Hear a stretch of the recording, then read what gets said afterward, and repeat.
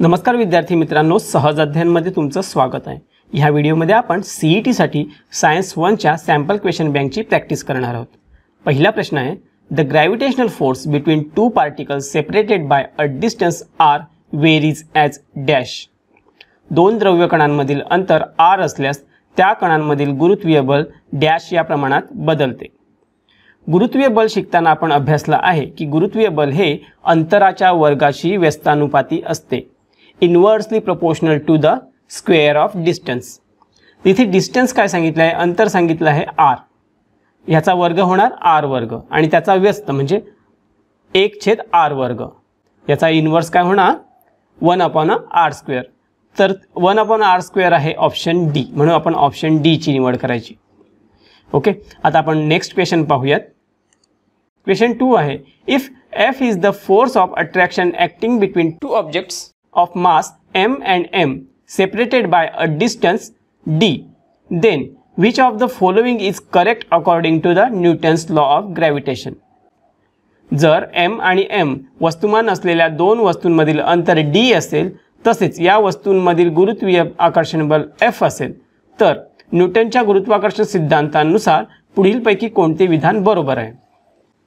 तर बघा, गुरुत्वाकर्षण सिद्धांत शिकताना आपण काय शिकलेलो आहोत की हे जे गुरुत्वीय आकर्षण बल असतं, ग्रॅव्हिटेशनल फोर्स जे असतं ते वस्तूच्या वस्तुमानाच्या गुणाकाराशी समानुपाती, proportional to product of masses.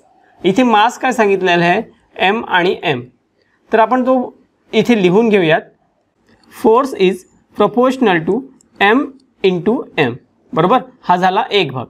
या सिद्धांताचा दुसरा भाग काय सांगतोय की हे जे फोर्स असतं ते वस्तूच्या अंतराच्या वर्गाशी व्यस्तानुपाती, inversely proportional to square of distance between them.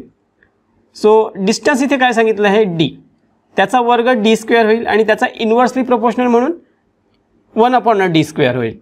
म्हणून इथे काय लिहिणार आपण, force is inversely proportional to d², बरोबर।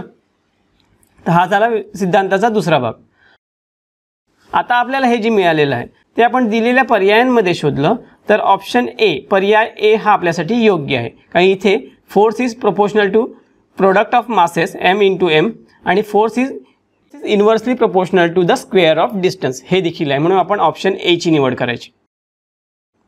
आता आपण नेक्स्ट क्वेश्चन पाहूयात। Question number 3, which of the following is a correct SI unit of gravitational constant? पुढीलपैकी गुरुत्वीय स्थिरांकाचे योग्य एकक कोणते? तर गुरुत्वीय स्थिरांकाचे योग्य एकक आहे न्यूटन मीटर वर्ग किलोग्रॅम वजा वर्ग, हे उत्तर आहे। पण हे उत्तर कसं आहे ते तुम्हाला माहिती आहे का? तर बघा, मी इथे तुम्हाला एक्सप्लेन करून सांगतो।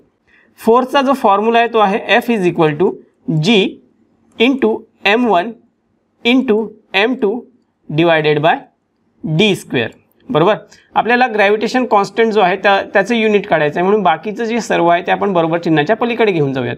त्यामुळे हे F जसेच्या तसे पुढे येतील, त्यानंतर d² जो छेदाच्या ठिकाणी आहे बरोबर चिन्हाच्या पलीकडे गेल्यानंतर तो होईल अंशाच्या ठिकाणी, म्हणून इंटू d², आणि हे जे m1 इंटू m2 अंशाच्या ठिकाणी आहेत बरोबर चिन्हाच्या पलीकडे गेल्यानंतर ते छेदाच्या ठिकाणी जातील, म्हणून divided by m1 into m2 is equal to g। Okay, आता आपण काय करूयात, G इज इक्वल टू ह्या सर्वांची युनिट इथे भरूयात। फोर्सचं युनिट आहे न्यूटन इंटू डिस्टन्सचं युनिट आहे मीटर, मात्र इथे डिस्टन्सचा वर्ग असल्यामुळे मीटर वर्ग, मीटरचा वर्ग छेद डिवायडेड बाय मासचं जे युनिट आहे ते आहे किलोग्रॅम, म्हणून kg इंटू पुन्हा मास आहे त्यामुळे इंटू kg, बरोबर। आता हे काय होईल बघा, न्यूटन तसंच्या तसं पुढे आलं, मीटर² पुढे आला, then kg into kg will kg²। तर आता इथे बघा, छेदाच्या ठिकाणी घातांक असतो म्हणजे तो वजा असतो, त्यामुळे इथे काय होणार, न्यूटन मीटर वर्ग किलोग्रॅम वजा 2चा वर्ग, बरोबर। हे आपलं युनिट मिळालं, ते युनिट ऑप्शन ए सोबत मॅच होते, म्हणून आपण ऑप्शन ए ची निवड करायची। आता आपण नेक्स्ट क्वेश्चन पाहूयात। The gravitational attractive force between two masses is F. If masses of both of the objects are double, what will be the gravitational attractive force? दोन वस्तूंमधील गुरुत्वीय आकर्षण बल F आहे, जर दोन्ही वस्तूंचे वस्तुमान दुप्पट केले तर गुरुत्वीय आकर्षण बल किती होईल? आणि इथे 4 पर्याय दिलेले आहेत. बघा इथे काय दिलं सांगितलं आहे त्यांनी, गुरुत्वीय आकर्षण बल किती होईल. म्हणून आपण अगोदर गुरुत्वीय आकर्षण बलाचा जो फॉर्म्युला आहे F = G × m1 × m2 / d². बरोबर. आता इथे त्यांनी काय सांगितलं की दोन्ही वस्तूंचे वस्तुमान दुप्पट केले, डबल केलं. म्हणजे हे जे m1 m2 आहे ते डबल होईल. तर काय होईल बघा, m1 जर डबल झालं तर ते होईल 2m1, दोनाचाही गुणाकार केला आपण. बरोबर.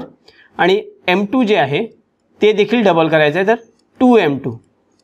हे घेतल्यानंतर फॉर्म्युला काय होते बघा, force = G × 2m1 × 2m2 / d².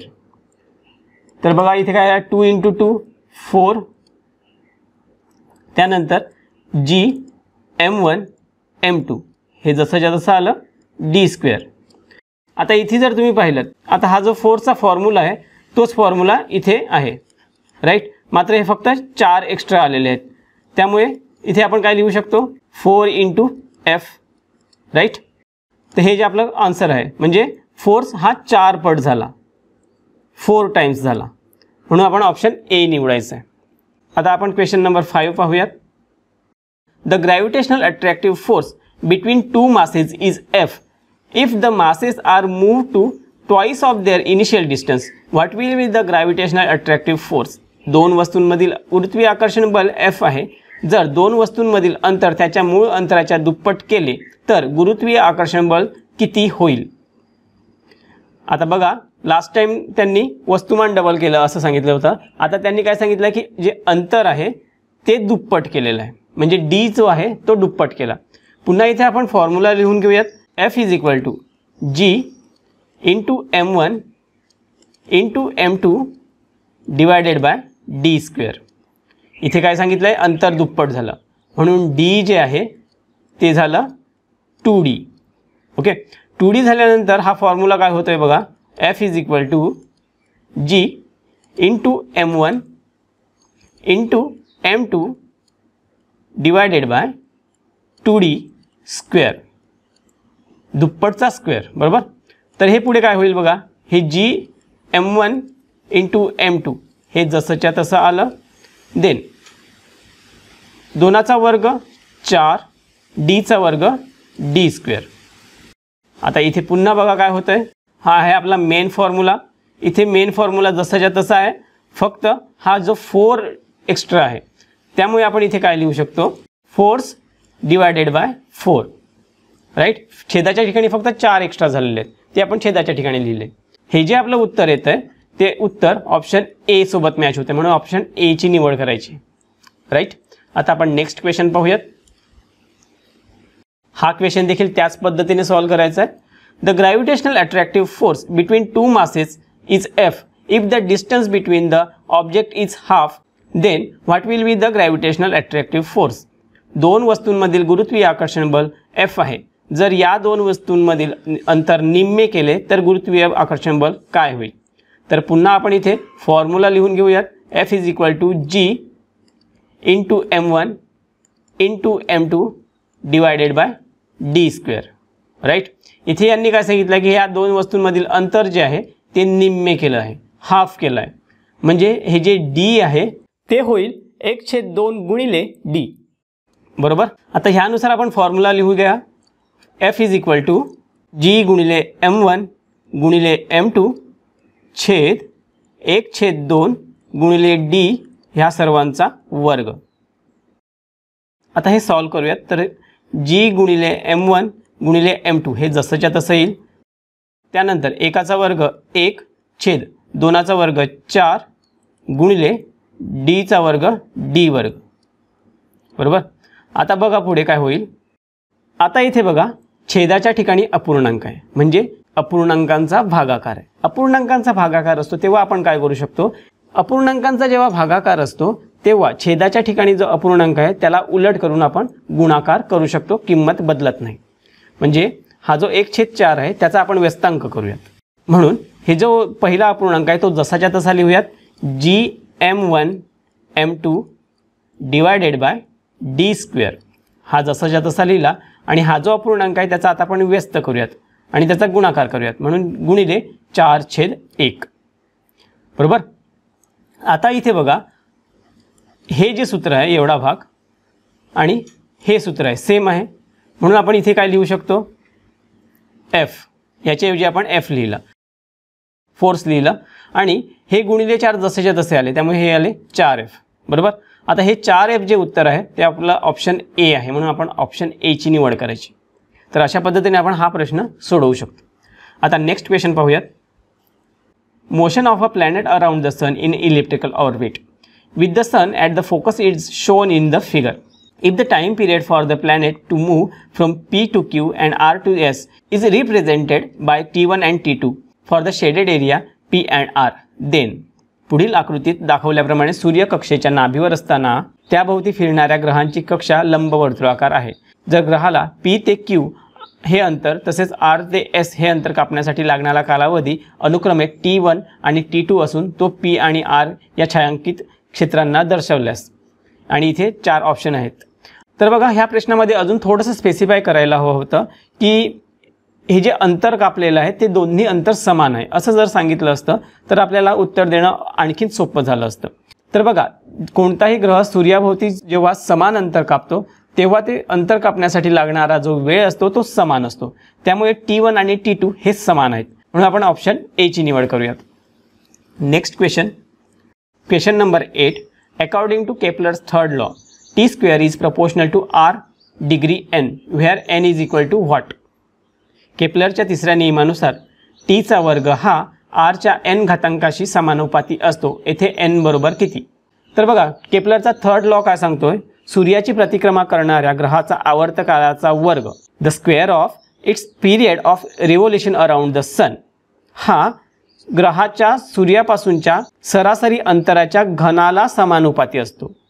Is directly proportional to cube of the mean distance of a planet from the sun. तर केपलरचा नियम काय सांगतो, घनाला समानुपाती असतो, क्यूबला समानुपाती असतो, म्हणजे हे R चा जो n वा घात आहे तो तिसरा घात आहे, घन आहे, म्हणून आपण ऑप्शन बी चं सिलेक्शन करायचं. आता आपण नेक्स्ट क्वेश्चन पाहूयात. Question number 9. According to Kepler's second law, the line joining the planet and the सन.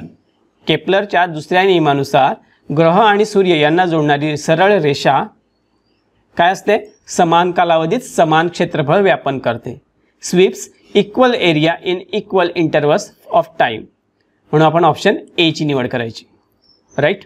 आता next question, question number 10. The orbit of a planet is an ellipse with the sun at one of the foci. This law means dash. ग्रहाची कक्षा लंबवर्तुळाकार असून सूर्य त्या कक्षेच्या एका नाभीवर असतो. हा नियम म्हणजे हा नियम कोणी मांडला आणि तो कितवा नियम आहे ते आपल्याला इथे सांगायचं आहे. तर सोपा प्रश्न आहे. ह्या प्रश्नाचं उत्तर मी तुम्हाला सांगणार नाही, ह्या प्रश्नाचं उत्तर तुम्ही कमेंट करून मला सांगायचं आहे. बघूया तुमच्यापैकी किती जणांचं उत्तर बरोबर येतं. हा केपलरचा पहिला, दुसरा किंवा तिसरा नियम आहे किंवा न्यूटनचा पहिला नियम आहे, हे तुम्ही कमेंट करून मला सांगायचं आहे. बघूया तुमच्यापैकी किती विद्यार्थ्यांचं उत्तर योग्य येतं. तर बघा विद्यार्थी मित्रांनो, ह्या व्हिडिओमध्ये आपण इथेच थांबूयात. हा व्हिडिओ जर तुम्हाला आवडला असेल तर व्हिडिओला लाईक करा आणि तुमच्या इतर मित्रमैत्रिणींसोबत शेअर करा. तसेच ह्या 10व्या प्रश्नाचं उत्तर कमेंट बॉक्समध्ये कमेंट करून मला सांगा. ह्या व्हिडिओमध्ये आपण इथेच थांबूयात. भेटूयात पुढील व्हिडिओमध्ये. तोपर्यंत काळजी घ्या. थँक्यू.